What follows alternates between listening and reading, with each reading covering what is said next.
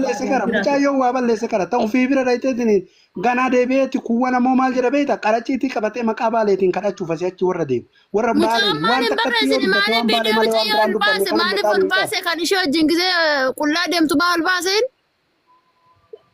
maal baase nun ta'u kanun inni nun galchunu waa'een isaa nun galchunu inni baalee bakka bu'uu hin danda'u maal rakkatteeti ganni maal gootaa cinqii deemtati dhiira bakka bu'uu hin danda'u dhiirti icciitii gadi baase dhiira bakka bu'uu hin danda'u baalee eessaa hin jeebar seeratti kenna seerri jiraame seeraan bari gaafachiisa kun bisaa qabu bakka itti naqe maaltu jala qabatu jedhee garaaru itti tolchi Oromoo guutuun takka ol yaa'uu qabdi tokkoffaa irratti badii keessan hin beektan waa meeqa carraa waliif kennaa uummata. Deemi badii keessan hin beektan maa jettus badii keessan hin beektanii kamaan inni dubartii hunda balleessiti dhiirumatu itti balleessa yoo ta'e illee waan hin taane nama dubbisin abbo. Asirra deemtanii nutti ni yina yaa akki kijiban ofinaa guutuun keessan hudduu ufii keessanii wayitii isin ho'isifteetiin hin jala qabattan sun baale fersi jettanii jala qaban fiddanii jala qabattanii maaliif gantaaf ganta walitti danqartan ufii isiitii asuma akka nama gartaree gaanaa bakka barbaadde abbaa barbaadde yaabbattee dhayxee deebitee booda madee Oromooti Oromoodha ka addaan si qabe miila gaafsan ufii keessanii addaan walii qabdanii mukayyafa wayitii dhaattanii akka ixxaraat fooshishiin saaqatu sanqalee walitti darbitanii yeroo san bade kaayee bultuun argamu. abbaa mujattii dhukaatu na uzzeedheeti. Nuti ni yina yaake wallahi asirra baatanii Oromoon rakkinni wanni Oromoon bakka deemetti akka sareetitti waliin rakkatee wal gudeeduuf waan Oromoon sa'a 24 asirra baatee boottuuf. Dheengadda gaafa milkiin fidee namitti ilmoo afurmoo asadiitti ulfeessa jedhanii Dubaayin keessatti istiraahaa keessaa qabee fidu san gadi bahee Oromoon qarqaaree asirraa biyya galche. Kanallee diqaalaa qarqaaraa jedhanii nutti gadi baasanii dhiirri Oromoodha bakka deemtutti dhiira Oromooti miti baangaal irra lee fuute shamarri gadi yaatee rakkadhe dhiira Oromootti akkana na godhe jetti qarqaaruu qofaa jechuudha. La radda walabe. Kanaafuu hundi keessanuu asirra baatanii qarqaarsetanii iyyuu dhiisati hudduu teessan walitti qabadhaa shamarran wanni biyyaa baataniif dalagadha. Dhiirrillee kan gartee deemtee bakka deemteetiin akka xuuxillaa sareetitti daa'imman baladiyaa isfaarmin kee daa'imman ta'eetiin baladiyaa mara keessaa iyyuu ufadabiitii jireenya kee itti kufadha. Wanni kana guutuu godhaa jiru garuu shamarran Oromooti yoo dhugaa dubban. Seegalemi maaliif yoo jettan ufii isiiti bakka dhibba dhaabatti ufii isiiti hudduu bakka dhibbatti ol qabdi dhiirri gaafsan kaanii miira keessa galeetiin ayii gadi dhiisaa jechuudha. Mucattii kanallee annin beeku. Mucaa kanallee nama beeku. Seegalemi kanaafuu wallahi namni irra guddatti badii qabu shamarran Oromooti. Dhibbaan dhibbatti irra dhaabadha. Isinumatu nutti ol dhiibee waa ofii keenya harkaa ofitti dhibbanne usmiyya lakkiisa shamarran mara dhaabbattanii shamarran mataa irratti lolinaati. Ati ayyamtu malee sit dhiibanii. Isin akka gaafa isa argattanii iyyitanii iyyisiistaniiti miree lubbuutii yoo oran isidii sidachiin naa kukkutettanii. Akkas taananii mana arabaati isa dhaqee si fuudhe. Sagaddanii lubbuutii yoo tiruutii yoo akkana jettanii bar nama baastanii bar. Ganni dhageeffadhu ganni. Mucaan kun amma fakkee biyya kana keessatti mucattii sanaa waliin dabalameetiin qabamee biyya gale. Biyya erga galee jedheeti. Biyya galee gaafa inni biyya galu namittiin ulfooyitee jirti. Ulfa qabdi gaafa inni biyya jiru jechuudha. Biyyarraa ka'ee karaa baaraa kana gaafa inni deebi'u ulfa sanii mana arabaa dalaydee ufii isiitii osoo ijoolleen taa'ee duraa salphatte diqaalaa ulfooyiteeti. Diqaalaa kanaayyuu ofirraan baasin jedhanii ulfa baatii afurii gaafa isiin ofirraa baasettee karjii kana galteettu. Ijoolleen harargee takka qabdee shamarran achi booda ijoollee arsii takka faattilee dawwaltee jechuudha. Mucattii tana bira dhaabbadhaa mucattiin tun ijoollee arsiiti akka gartee kiniinii nyaatteetiin ufin ajjeefne ulfi baatii afurii kun namarrallee hin bahu bilaashatti lubbuu fi galaafatoo daa'ima kana wajjin erga rabbiin itti ajajee waan kana dhiisii gartee akka hin baafne jedhaa dhoorgaa jedhanii mucattii tana dhoorganii achitti mucattiin suni mallaqa walitti guuranii fi qarqaarsanii bira dhaabbatanii san booda mucaan dhufaa jira dhageenanii namittiin dalagaa tartee jechuudha kan duraan dhukkubattee kan galattu. Dalagaa nagayaan dalaydee mucaa baararraa kaaftee mana kireessite haga su'uudii ayittillee lammaffaa osoo walitti darban qabamanii biyya bu'anii jechuudha. Hiikale kanaafuyyuu amma waan kana dubartiitu rakkoo mucattiin tuni amma ulfa isa wajjin dalaydeetini mucaa kana gaafa achirraa kaaftee fiddee jettu tokkoffaa irratti wanni birallee jidduu kanatti raawwatameetiin jira jechuudha. Hiikale waan shamarri Oromoo dalaydu kana gaafa isiin gadi baatee amma shamarri fakkeenya imimmaan isii kanuu jira dhiirammoo osoo albeen waraabne immoo namni karaa kana bishaan baaraa kana dhugee jedhe si jammarii garaa jabaatellee lammaffaa irratti adagaa itti dhufu guutuu miila qullaa deemee dhufa waan ta'eef ufuun beekata ofiiti ufuu jireenyaan beeku akka sibiilatti siigalee. Kanaafuu shamarri imimmaanumatu gartee ija gubbarra jira ayii gayyaaftee naan intala Oromoo dhiira Oromoo kana godheetta siigalee. Mee amma fakkeenyaaf mucattii dheengadda Harargee keessatti mucaan akkasitti bishaan irra garagalchee bishaan danfaadhaan akka itti ija isii guutuu balleessisan Oromoon gaafa gayyaatee boottu Oromoo Harargee tokkana godhettee Oromoo Harargee arrabsitee beeyti. Garuu har'a gaafa mucaan kun gabbee mucattii tan akkana godhe bar ijoollee baalee jedhanii baalee guutuu walitti qabanii arrabsaa jiranii bar maaliif kuni ta'a? Si galee mucaa sani moo namni raawwate kanan raawwate irra caalatti maaliif gaaf sana Harargeen balaaleffatin har'a dhiira baalee ka balaaleffatan dhiira Harargee gaaf samaan balaaleffatin gadi baaniitiin.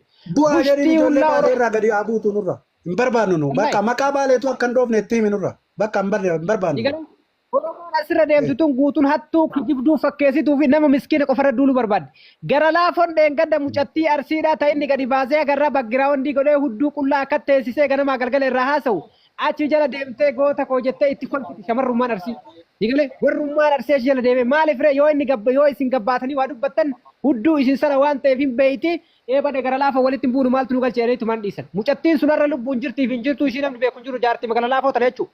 Akka gaafsan sooshaal miidiyaa kanarraa baddee mucattiin sun takkaa ol hin deebine suuraa isiitu poostii gootee tokko kanarratti fayyadamte namni takka gadi baheetiin waa takka irraan dubbanne si galee har'a immoo gaafa mucaan kun baalee dhalateef jecha mucaa baalee tokkana na godhe jette Oromoon guutuun lafa qabattee akka waan nama gartee keessaa gadi dheeratee kanatti muxichi ammaa maduudee kanatti kanaan gadi baheetiin iyyaa jira jechuudha si galee kanaafuu kijiba dhiisa jibbaa ganda tokkorraa qabdaniif jecha dhiibbaa walirratti godhuu dhiisa akka Oromootitti yoo dubbannaa akka barbaadan taate dhugaan eessa jiraa hubadhaati eessarraa maddi rakkoo kun ka'e hedduun waan akkanaaf yeroo baay'ee jechuudha gara baalee kanatti dhufnaan gara arsii kanatti dhufnaaniin akka malee walirratti dhidhiiba uummanni keenya kun waan akkanaa kana irra diba dhiisatiiti yoo hin oofnettan dubbii waan biraa dhiisa mucattii qarqaaruu barbaadanii qarqaara waa'ee mucaa irraa gadi bu'aa mucaan baalee dhalatee guddate maafi mushkila akka namni tokko wajjin jiraatu itti ulfaa'ee jira. Kayyaa miti jedhee waa akka ta'e jira mucaan diqaalaan kiyyaa miti jammari si galee giddiin ka isaa ta'eef hin taane hin beeytanii jechuudha. Dhalaan Oromoo biyya Arabaa kana keessatti yoo xiqqaate nama 15 keessatti nama 3 nama 4 ijaaza buusa Suudi Arabiyaa kana keessatti wal beene waan ta'eef hudduu isii bakkuma barbaadetti ol qabatte. Har'a kun keessaa baasee jiidhaa yoo dalagaa deemtetti dalagaan tun naan taane itti bor immoo ana bira buuti bor iftaan afarsaa bira dha'itti iftaan achaanu boona bira dha'itti deemte jechuudha. Si galee kanaafuyyuu kijiba dhoofina. Asirra deemtanii usmii dhaggeeffadhu waan tokko amma asirratti warra maqaa baaleetiin gadi bahee mucaan kun diqaalaa baaleetu osoo abbaan isaa waakkatu mucaan kun ka baaleetti abbaa mucaa baaleetti irraa badee mana binnaa fi bakka akkasiitiin maqaa mucaatiin mana binnaa maqaa mucaa baaleetiin sadaqaa funaanaa jiru kanarratti maal jettaa? Mucaan baale jedhee amanee dhaggeeffadhu bona mucaan baale jedhee amaneetiin mucaan kun kiyya ka jedhe taananiin ijoollee Oromoo ittiin barbaadnu akka baaleetitti mucaa qarqaarsifnee galchinee daa'ima isillee biyya akka barbaanne godhuu fidannu. Dhammaan gadi bahee kiyya jedhee amanu soodatti ilmummaan kan isaa ta'u wallaahi mucattii fi mucallee jireenya addunyaa kanarratti namni hin jiraanne jiraachisuu nama danda'udha. Si galee uf dandeetiin jira.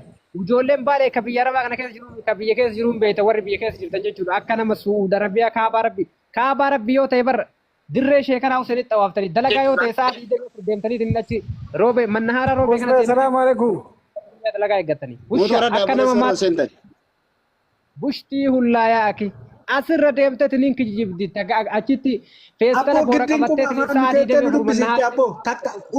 Usmay takkaa dubbadheen beeku miidiyaa kanarratti hin dhaggeeffadha malee giddiin quba afaan kaayanii nu dubbisan jira warrummaa warri baale waan xiqqoon kaanan baale waan guddaa kaanan baale yoo jettu guddaa kennallee xiqqeessiti dubbachuu hin dhiifne jeneraal waaqoo guutuu gumbisaa baate hin dhiifne waa takka hin dubbanne amma immoo mucaan baaletti sila dhaqatiin qofa fidanii quba afaan nu kaaya qubni keessa naa cabu kijibtoota shaarmuta isitti aanaa itti ijoolleen baale hin gootee si jammar maaladhu maqaan isiitu beekamaadha.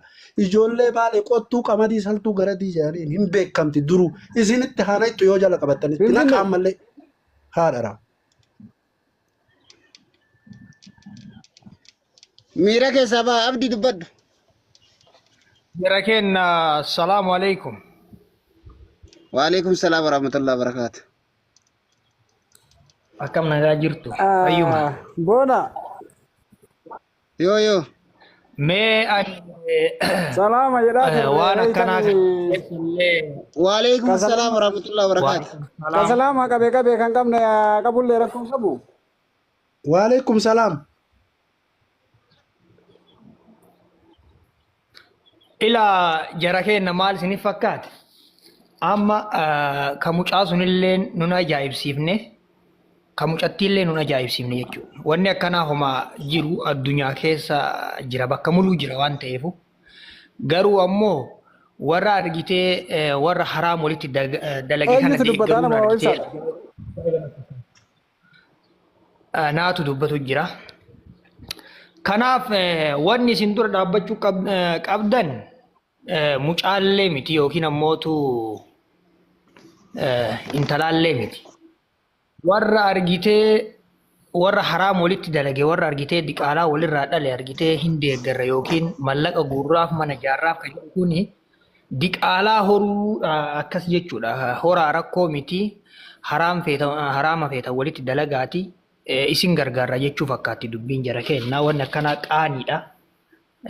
Gaafa wal bira dhaqan nama gaafatanii hin dhaqne waan ta'eef warroonni waan akkanaa argitee hin gargaarraa mana itti ijaarra maali jedhan irraa of qusachuun barbaachisaadha. Maaliif hin ta'u?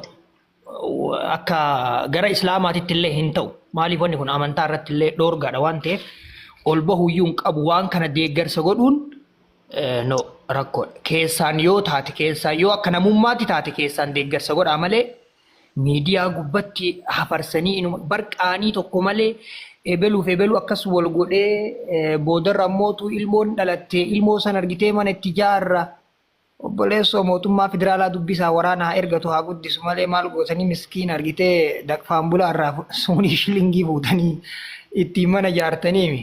Warri argitee mana ijaarraa fi maalii goonaaf jedhu kun ammoo way waan isaatiin ijaara ooma argitee miskiinaa kan argitee walitti qabeetiin argitee ijaara waan ta'eef. Kanaaf jara kenna yoo argitee mootummaan guddifate gara mootummaa federaalaa kanatti kaabinetti dawwalaa ergaa jechuu barbaanna malee akkas godhaa malee hedduu argitee miidiyaa hin dhiphisina.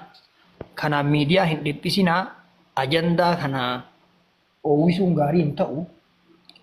Maaliif jennaan waan hin taane namni diqaalaa walitti dhalcheetiin waan kana irraa dubbataa ooluun tokkoffaa waan kana jajjabeessuu fakkaatti wanni waan qaaniiti.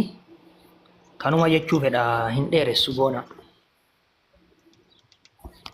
Yaa galatoom ilfaadhu warri dabaree ol baatanii Khairuddin. Assalamu alaikum warahmatullahi wabarakatuh. Buleewwan kiyya Waalaikum yaa salaam. dabaree irra jirtanii Buu barbaadallee mucaani galatoo dhageette. ifama muutii qabadha. Mucaan jechuudha kan gocha akkasii raawwate suni ganda bakka hin bu'u. Maqaa mucaa tokkochaatiin baaliin hundi arrabsamuu hin qabdu. Intallis arsii bakka hin buutu. Namni yoo waa balleessu mataa ofii bakka bu'a. Baale gootota qabdii, hayyoota qabdii, sheekota argitee gootota hedduu qabdii. Mucaa xiqqaa saniif jecha ummata baale arrabsuun ummata baale xiqqeessuun hin ta'u. Kanaaf obboleewwan kee warri ganda namaa arrabsitan ganda namaa irraa gadi bu'a. Warri intala qarqaaruu barbaades haa qarqaaru. Ani kanuma jechuu barbaada ganda namaa hin arrabsinaadha. Galatooma ani haganuma dubbadha ganda namaa irraa gadi bu'a. Galatoom ilfaadhu. Namni ol baatanii namni afaan eenyu kan hin dubbanne Abdii Hooroo dubbattee jirtaati. Assalamu alaikum warahmatullahi wabarakatuh. Waalaikum salaam warahmatullahi wabarakatuh. Ani agata taranduran dubbanne carraa kana kennu kisaniif galatoomaan isinin jedha. Yaanni ani qabu yaaduma xiqqoo isiitii jechuudha. Yaanni kun jechuudha wallahi dhalaan teenya Oromootiin humaa dhugaa rabbi hedduun salphachiistee jirti jechuudha. Maaliif jettan baangaan irraa guurtee diqaalaa jechuudha. Ijoollee badoo miskiina takkaa miidiyaa kanatti ol hin bahin nama miidiyaa irra hin jirre ilaalaniitiin suuraa isaa fuudhanii of bira maxxansanii kaanatti ulfeessee kaanatti ilaalchee na biraa badee jiran. Katti ilaalchee immoo abbaa biraatti. Eegasii maal jedhanii Oromootii na gargaara Oromootii akkatti natti ulfeessee na biraa badee na gargaara kana heera jedhan. Waan kana ta'eef waan kanarraa osoo gaabbatanii hedduu baay'ee barbaachisaadha. Ajandaan kaarraa jechuudha. Kaarraa kun amma akkuma obboleessi keenya kun jedhe jarri kun lachuu ka intalaa sarsiraa bakka hin bu'anii ka gurbaatis baalarraa bakka hin bu'u warroottan ganda namaa arrabsitan osoo irraa gabaabbattanii baay'ee barbaachisaadha. Warroottan immoo namni tokko wallaalaa ni jira ka ganda nama arrabsu jechuudha. Namni irraa waa beektan akkuma wal caaltaniin irraa wal gorfataa tuma. Akkasuma malee akkaataa wal beektaniin irraa wal gorfachaa malee isinis warri waa xiqqoo walirra beekumsa qabdaniin nama sallaaltanii fakkeenya tokko arsii keessa baaleen arrabse isii warri baalee arsiin arrabsina. Warri baaleen keessa arsii arrabse warri arsii baaleen arrabsina. Dhagaa gorsa yookaan himadha malee gamaa gamanaa dhagaa daddabachuun nurraa hin eegamu. Akkasuma jaalala keenya kana tanaan dura balleessa waan ta'eef irraa osoo wal gorfanne baay'ee barbaachisaan isin jedha. Yoo isinitti dheeressi yoo isinitti balleessi afaan isin jedha. Namoottan dubbatan baay'eetu jira waan ta'eef kanaaf dhiifama isin jedha yoo isinitti balleesse nagaan naa jedhadha. Galatoome. Okay, namni afaan Arabaatiin baratte kun eenyu? Nagaadhaa Yaasin. Ayyee. Okay, wallahi warnatti aartan dhiifama waa'ee ajandaa kanarratti akka komantii ilaalaa jirutti shamarran ammallee gorsa fudhataan jirtani. Namni gowwaan akkanum namni gowwaan balleessaa ofii fudhatu achumaas morma namuma mormaan nu isiniifi malee uummata akka jalaan argadhu jechuu akka mataa kootii jechuu garuu balleessaa keessan san shaffanuudhaaf bakka badi ati ilma diqaalaa maali jettanii waa hedduu haasoftan ijatti komantii yeroo argaa jira gorsi isiniif hin ta'u waanii wallaahi laziim shamara teena tana boonaan na ajaa'iba yeroo takka kanu itti himnu gara badatti gara hamatti ay fudhataniitiin achi ay deebi'aniitiin nama badaa nama godhan. Ebeluun sun akkasiin jira. Wanni akkanaa barbaachisaa miti. Wanni manaa baataniif dalagaa fi dalagaa keessan dalagattanii yoo gaafa dalagaa fixan gara biyyaa galtanii biyyatti heerumu dhumatee jira bakka. Akkuma diqaalaa gargaaruun haraamayyu. Si jammar ajjeesaadha akka sheeraa kennattu nama zinaa hojjeta. Akkasiimi akkasi. Wanni gargaarsallee nutti hin haasahina. Piliis haga dandeettan. Waa'ee gandallee wal keessa maytanii waa'ee gandallee hin haasahina. Waayitamiila ol qabattan ganti bakka isin hin buufanne dhiiras shamaras bakka feeta yoo taatan jechuudha. Waa'ee gandaan haasa'ina waa'ee ajandaa kana keessa yoo bayuun barbaachisaadha. Gandallee waliin nyaachisina. Barbaachisaa miti wanni akkana. Yoo ofii keessanii kaayoo dhabdanii waan gootan dhabdanillee shamara qulqullullee maqaan nyaatina. Keessa hin jirti qulqulluun. Kanaaf warnatti dhaayitan afooytu lillaahii dhiifama wajjin galatoomi boona. Okay, ulfaadhu galatoomi. Mee namni afaan Arabaatiin baratte kun dubbattee jirta carraa argatte? Warahmatullahi wabarakatuh. Boona yoo namni na dursu hin jirre waan takka dubbachuu barbaada. Reef illee osoo maatii mana afarsoo san jirtu jechaadha. Namni mana xiqqaataa nama waliin diruu namni dhaqee beektaa nama xiqqaatee gabbu'a. Rakkoon qabu namni yoo na dursu hin jirre waa dubbachuu barbaadeeti. Dubbadhu mee. Garuu Ibrishaa kiyya osoo hin dubbanne dura waan tokko dubbachuun barbaada. Ajandaa mana kanaaf kaleessallee ni beektaa. Habiibii kiyya nan beekaa waa'ee namaa dubbachuu osoo hin taane dhimmuma ijoollee lamaa wal dhabanii irratti waan natti fakkaate waan ofitti amanu waan ofii kiyyatti amanee waan ofirra dhaabbadhee dubbadhuufani waan namaan dubbadhu. Ofirra dhaabbadhee waan nam mul'ate dubbadha. Wanni an ofirra dhaabbadhee dubbadhu kun yookaan hawaasaan ta'a yookaan hawaasaan ta'u. Gin ammoo yookaan nama arrabsuuf yookaan agartee isaan lamaan kana xiqqeessuuf gandaa fi miti kan dubbadhu. Waan natti mul'ate ofirra dhaabbadhee waan allaalee natti mul'ateen dubbadha. Itti muddi. Okay, hawaasa kiyya galatoomaa isiniin jedha. Kaamma namoonni hedduun ilmoo diqaalaa jedhani. Tokkoffaa mucattiin tun nama kanaa waliin jiraattee diqaalaa ta'uu isaa ragaa namni isinii fide jira boona sima gaafadha. Mucattiin tun ilmi isiin dhalte kun diqaalaa ta'uu isaa namni adda baasee hin jira. Qabrii teetiif. Kiyyaa miti jedhe mucaan. Barreeffamaan gaafadha mucaa kiyyaa miti jedhe mucaan. Okay. Mucaan kiyyaa miti jedha isiin ammoo hayyee mucaan kiyyaa miti jedha isiin ammoo gartee nama ol baatee jaarsa gartee halaala isii hin taane sagalee hagana ga'u kana dubartii taate osoo barwaa saalfattii dubartiin ofirra dhaabbadha halaalame osoo ilmoon kun dhugatti diqaalaa ta'e osoo gartee halaalli jidduu isaanii jiraachuu baate rakkattee waliin duuti malee maaliif hagana waan haganaa kana hojjettan. Waan ati nu banne tokko jira reefillee waan tokko barreeffama narra barreessaa turte mana Usmiyyeetitti walumaa galattu mucayyoon ka mucaa irraa dhalte isiinuu akka nikaa walirraa hin qabne mana makeetitti mucaan akka diqaalaa ta'e himteedhaan kaleessa mana makeetitti akka nikaani walitti hin dhalan.